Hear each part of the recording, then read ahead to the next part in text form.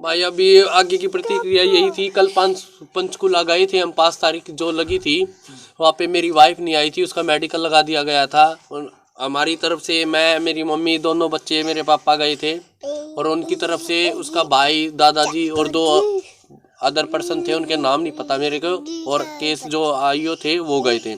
तो वहाँ पे बातचीत हुई, उनको समझाया गया उनको क्यों नहीं आए। वो बोले सर वो मेडिकल लगा दिया, उसका वो एडमिट है, बीमार हो रखी है।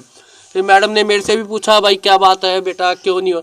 मगा जी कोई दिक्कत नहीं है, मगा हमारी लड़ाई कुछ नहीं है इतनी बड़ी जितनी बना दी गई है, मगा दूसरों के बहकावे में आके सारा काम खराब हो रहा है हमारा, मगा ऐसे ऐसे हमारा घर बिगड़ा, जो मैं पहले भी वीडियो में बता चुका हूँ। जिसके कारण मगा जी मैडम अब मेरी पहले तो ये है कि मेरा बच्चा हैंड ओवर किया जाए माँ के पास, क्योंकि सर्दी है, सर्दी में बच्चे की जान को खतरा है, क्योंकि दूध है, माँ ही पिला सकती है, बच्चा बाप के पास नहीं पल सकता। एक माँ जो होती है वो बच्चे को हर तरीके से, हर मुसीबत से उठा के भी पाल सकती है, लेकिन बाप को नहीं पाल सकता, ये सभी को पता है। और मेरा काम अब जैसे मैं घर पे बैठा हूँ, वहाँ पे जाता हूँ तो मेरा काम भी छुटा हुआ है। सारे हालात ऐसे हो रहे हैं, दिन पे दिन बदतर होते जा रहे हैं हालात। तो प्रवीण 3 तारीख को जो भी एपिसोड हुआ, जो भी घटना हुई, वो पूरी हरियाणा ने देखी, उससे क्या लगता है ये मामला सुलझ जाएगा, फिर जो दोगुना जो पेज चाहिए उलझ जाएगा? ये दुगना पेज तो ऐसे उलझ रहा है जो उनको भड़का रहे हैं। अगर वो आके मेरे को ये बता देते, या मेरे को मीडिया कर्मी भाइयों को ये बता देते ज्योति ऐसे ऐसे गिर गई है और उसका मेडिकल दे रहे हैं हम, तो इतनी बात होती नहीं ना, हम सीधा हॉस्पिटल में चले जाते, बेरा लेते उसका। जब हमारा जो मेन मकसद था वो तो हमारा सोल्व हो ही गया था, समझौता तो हमारा हो चुका था, उसके बाद तो कोई बात ही नहीं थी। बस इतनी बात थी कि उसको कोर्ट में आना था, और वहाँ पे लिखाई पढ़ाई जो भी हमारी शर्तें थी, उनकी शर्तें थी, वो वहाँ पे होती, लिखी जाती, समझौता हो गया था हमारा। ये तो बात उन्होंने खामखाई गुस्सा दिलवाने वाली बात तो उन्होंने कर दी ना, जो उनको उंगली लगा रहे हैं, भड़का रहे हैं उनको। अगर वो ऐसा ना करते, हमें बता देते, हमें नहीं मीडिया कर्मी को बता देते, तो वो इतनी बात होती नहीं, वहीं पे मामला सोल्व हो गया था। तो थाने में जो कंप्लेंट दी आपने 3 तारीख को देर शाम, जो कंप्लेंट क्या दी और क्या उसमें लिखा गया? कंप्लेंट दी नहीं थी, वो जो 112 कॉल की थी, उन्होंने आईओ का नंबर दे दिया था, उन्होंने वहाँ पे हमें सेटिस्फाई करवा दिया। अब वो एडमिट है हॉस्पिटल में, तो वह भी उसने सच्ची बोला है, उसने ये नहीं बोला कि मैं गिर गई थी, मेरा पैर फिसल गया था, उसने ये बोला कि मैं बेहोश हो गई थी, उसने यही बोला वहाँ पे भी। उससे हम सेटिस्फाई हो गए, और हमें ये पता चल गया वो एडमिट है, ठीक है, बेहोश होगी, क्योंकि वो ढंग से ना तो खा पी रही है, ना कुछ कहाँ से खाया जाएगा जब 2 बच्चे माँ से दूर हो रहे हैं, 2 महीने का बच्चा कहाँ से, टेंशन तो उसको है, ये तो सभी को पता टेंशन है, कोई ना कोई मजबूरी ऐसी है जो वो बता नहीं रही है खुल के, ना तो मेरे को बता रही है, ना अपने घर वालों को बता रही है। ये तो उसके साथ रियल हो रहा है, मजबूरी में आ रही है, जो प्रेशर है, जो मैं शुरुआत से ही कह रहा हूँ, उसको ऊपर प्रेशर है।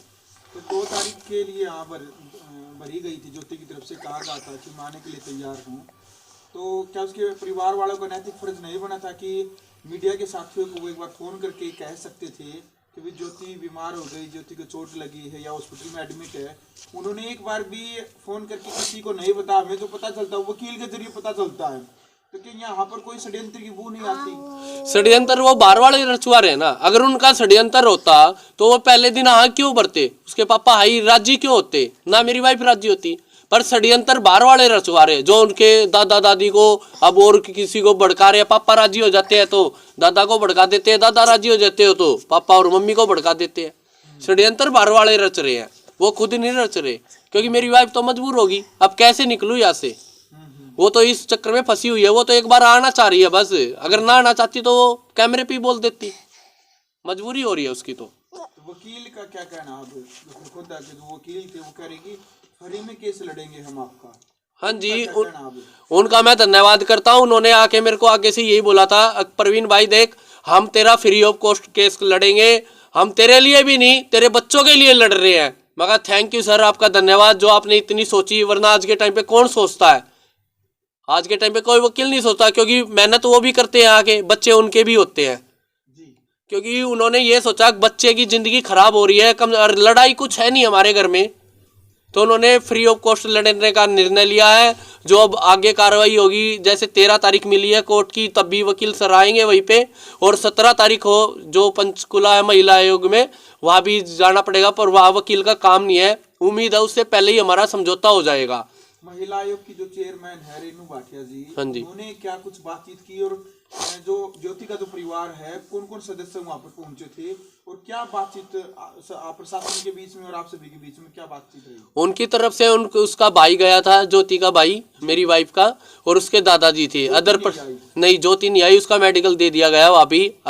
उसको ब्लडिंग वगैरह बता रहे थे, पुलिस वाले ने बोला ब्लडिंग वगैरह हो रखी है, वो गिर गई थी।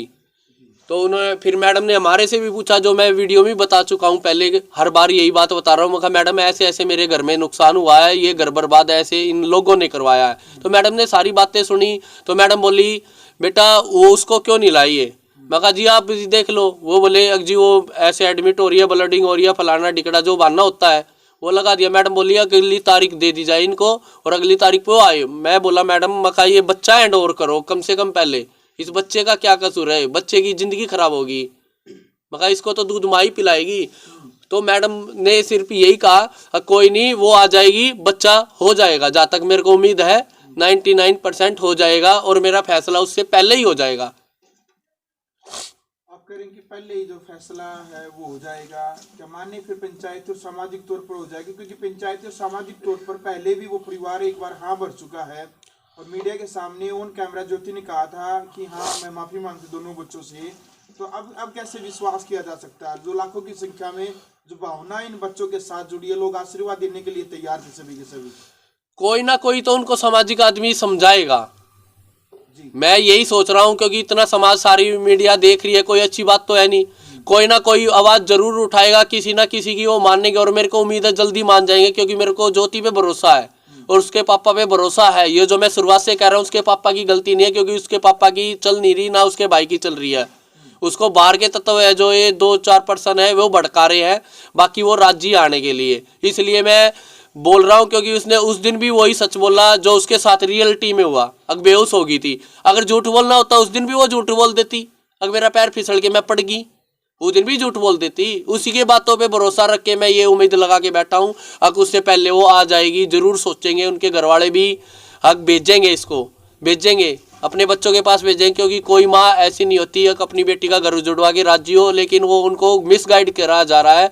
और मैं ये चाह रहा हूँ अगर कोई भी आदमी सुन रहा हो, बड़ा बूढ़ा जो भी उनके गाँव का हो, सिंगू गाँव का, उनको जाके समझाए, सही गाइड करे, ना कि मिसगाइड करे।